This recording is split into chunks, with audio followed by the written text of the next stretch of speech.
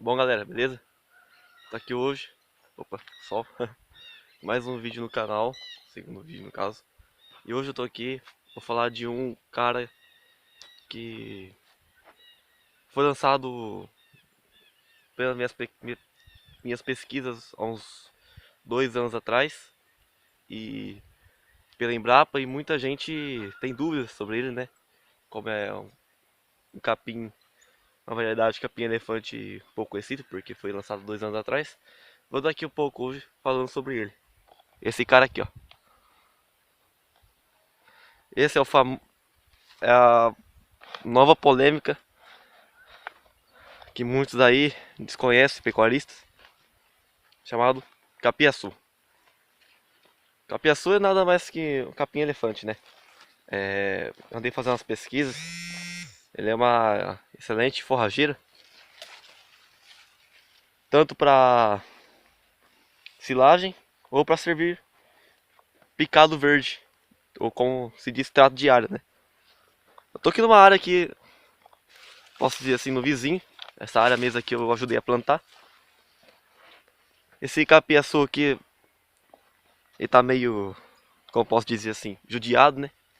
Porque plantamos, deu acho que umas 2 chuvas de poucas, né?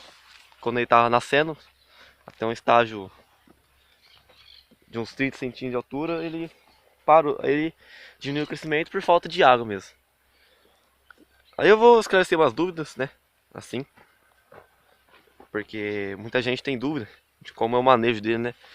Ele não cresceu muito porque também não foi o manejo correto, né?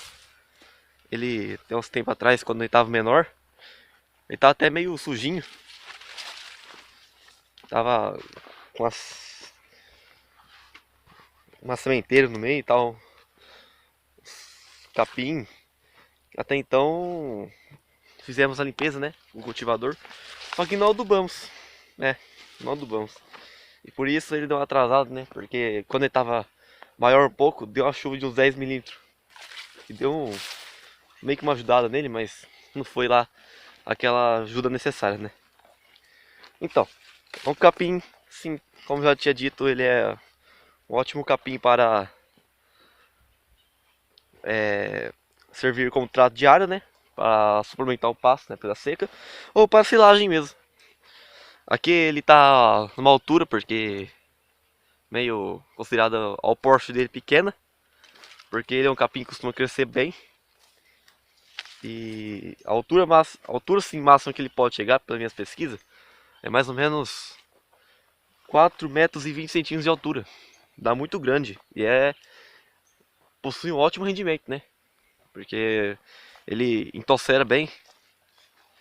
No segundo corte, ele tossera. Fica boa a tosseira dele. Aí muita gente se pergunta por que ele pendou. Aqui onde eu tô, ele tá pendoado. E ele solta esse pendão, né? Por algumas causas. Ele possui florescimento tardio, normal, que é entre junho e julho. E ele pode florescer em qualquer outra época do ano. Com qual condição? A seguinte: estresse climático ou hídrico. Que no caso seria a mesma coisa, né? Porque estresse climático pode não chover, né?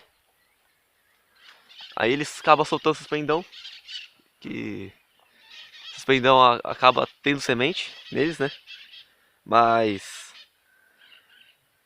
a semente dele pode até nascer, mas como é uma espécie híbrida, pode ocorrer que você não sabe o que vai sair dessa semente, entendeu? E ela pode ser plantada, mas você não sabe o que vai sair dele. Essa área aqui é meramente pequena, pois pelo que eu sei dos planos dessa área é dar um corte com silagem ou trato de ar, porque nós estamos na época da seca, inverno, por isso que ele floresce, ou plantio, mas com certeza vai ser destinado a um corte, depois o plantio. Aí nós vamos plantar outra área maior e reformar uma área que tem na pia. Bom, então tá aí. Ele tá com os pendão, ele bate que 1,90 m por aí, 2 metros. Porque, não, dos pendão, né? Outros pendão, eu tenho 1,78 m por aí. Ele tá da minha altura, algumas partes. E ele foi cultivado, passou o cultivador, mas sem adubo. Porque tava seco, né? Aí aquela história que adubo é bom ter umidade pra surgir efeito maior, né? Então acabamos optando só passar o cultivador para a limpeza. Aqui. Essas mudas foram compradas, cerca de... Que ao me lembre, foram 300 mudas, mas não essas aqui, né? Lógico, você não faz tudo isso com 300 mudas. Nós meio que fizemos um matrizeiro na horta. Aí surgiu a matriz. Ou berçário, sim, como pode dizer. Sim, porque nós tiramos muda, né? Aí tá desse jeito. Por causa da seca. Aqui era pra ter plantado a área, só que o matrizeiro não deu muitos. Não deu pra equivaler ao terreno. Porque nosso plantio foi meio feito um pouco bem... Nós jogou um pouco mais por cova. E nós colocou 2 canas, pontapé. É, 2 pontas, ponta e pé. Pra quem não sabe o que é ponta e pé, vou ver se eu consigo aqui mostrar. Vamos ver aqui. Vou quebrar aqui. Dois pedaços. Aqui. Só pra uma demonstração. Quando nós planta qualquer tipo, cana, capim, napiê, ou mesmo capiaçu, curumim, nós costumamos cortar. Muita gente costuma cortar essas folhas aqui, porque são meio dispensáveis ao plantio. Vou mostrar aqui, ó. Aqui é o pé e aqui é a ponta. Ponta e pé é o seguinte. Você vai jogar, botar a ponta sobreposta ao pé, assim. E tem gente que planta desse jeito, né? Porque ele vai ter todos os colmos aqui, as gemas dos colmos. Aqui na ponta não vai ter mais, porque vai virar folha aqui. E aqui vai continuar o colmo da outra planta. E vai seguindo. Muita gente faz o seguinte. Tem gente que pega e cruza outro aqui no meio assim, para ter mais chance de brotação aqui no meio. Ou as pessoas às vezes toca de assim, às vezes de assim. Aí depende do plantio da pessoa. Eu vi no YouTube, um cara plantava, ele pegou o subsolador, deixou 2 hastes na largura da solda do trator e enfiando assim na terra. Assim. Tirava as folhas, lógico, deixava uns dois colmos com gema. Chegava assim, só enfiava. Pelos resultados do cara que eu vi na internet, desse jeito aqui houve mais brotação. Mas o ideal, quando se for plantar, é você fazer um suco. Na minha opinião, um suco meramente fundo. Por quê? Suco de 40 centímetros. Aí o que você vai fazer? Tá aqui jogada a planta já. Você vai estar com a enxada lá cobrindo, né? Cobrindo. Vai jogar pouca terra por cima. Por quê, pessoal? Muita terra atrapalha no crescimento das gemas, das folhas. Então vai ficar isso aqui, a gente coloca 5 centímetros de terra. Aqui era para ter área de também praguejada. Aqui tinha os sucos antigos, que era para ter plantado aqui, mas não deu a muda. Nós estamos pensando em acabar plantando esse resto aqui E parece que a ideia é plantar essa área à frente aí, tudo. Mas não sabe se é o capiaçu ou capim na pia normal. Esse aqui é o capim na pia normal. Até uns 3 meses atrás nós fez fio dele, que é aquele ali. Que tá salvando a seca. Ele não cresceu muito porque faltou água, né? Mas nós adubamos ele. Só que não com adubo químico. Foi com adubo esterco. Nós jogou esterco nas palmadeiras. E aqui é essa área de capiaçu. Nós plantou. Lógico que o matrizeiro, na época das águas que nós cortou, no final das épocas das águas, que estava preparado já, tinha praticamente o quê? 4 metros de altura. Nós cortava só as pontas, jogava para as vacas, fez surco aí, passava a carreta só no tampo aí, tampando. Aqui essa parte que falhou um pouco, porque quando nós fizemos a silagem para conseguir chegar ao silo, nós passávamos com o trator carreta aqui em cima e acabou judiando dele, porque nós passou com o trator aqui. Aqui foi falhado porque na época o nosso ajudante, ele cobriu o surco inteiro. Ele deixou só aqueles 5 a 10 centímetros de terra que eu falei. Ele tampou o surco até fazer uma leira em cima. Aí pode ver que esse pedaço aqui não foi muito sucesso. Ali pra frente ali que eu pesquisei a instrução já. Aí nós cobriu certo. Então a pessoa vai do jeito que planta, né? Tem muita gente, tem pessoa que planta por surco. Nós corta a muda, faz o suco, joga, tampa. Tem cara que faz o seguinte: arado de 3 bacias, arado de discos, 3 bacias, 3 discos, faz o que? Regula normalmente o trator, pega a bacia do meio,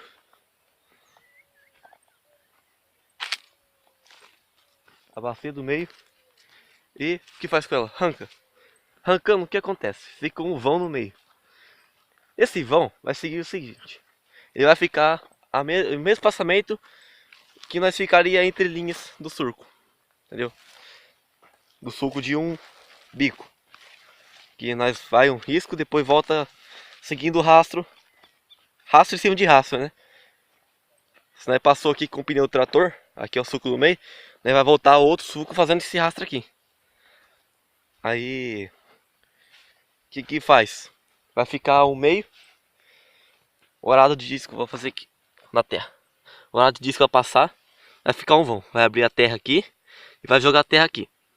Aqui. E vai abrir, assim. A gente vai pegar vai jogando assim, finge que isso aqui é um capiaçuzinho. A gente vai jogando. O que faz com o trator depois? Lógico, e como o primeiro risco, eu vou fazer um risco só. Deixa eu apagar até esse aqui para não confundir. Ele vai fazer, porque tem que regular de modo que ele corte pouco e jogue pouca terra. Não fazer muito buraco. A gente joga o capiaçu. Depois volta com o trator do ponto inicial. Você vai pegar a roda, no caso vai ser a roda esquerda. O lado esquerdo do trator vai entrar dentro do sulco, passando em cima do capiaçu. Muita gente vai pensar, aí vai estragar a muda, né? Vai passar por cima, amassar tudo. Garanto que não vai mudar muito, porque vocês podem ver mesmo, usina de cana de açúcar planta cana e depois passa com o trator seguindo dentro do surco assim pra tampar. Os pneus passam isso da cana. Bom, continuando aqui.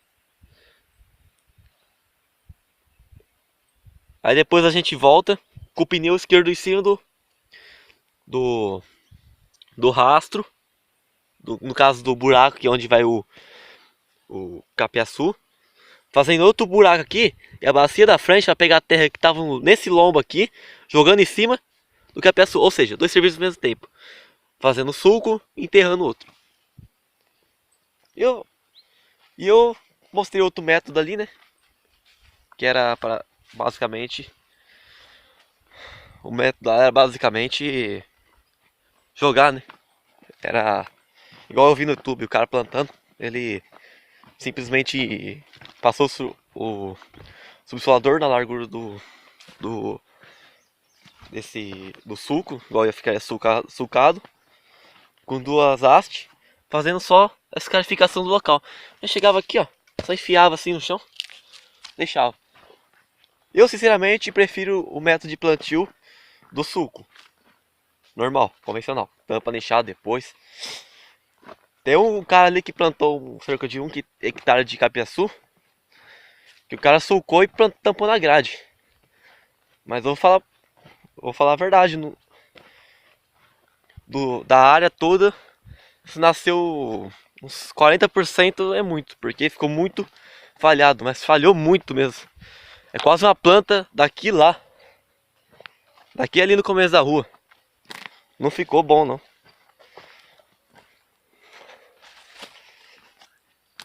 Esse aqui quando nós plantamos, inventamos de tampar na lâmina, rasinho, mas não ficou bom já. Esse aqui é o capim na pie, comum, no caso. Seria assim que eu posso dizer. Capim na pie. Que é a continuação de um capinzinho elefante. É capiaçu, quer dizer, capim elefante.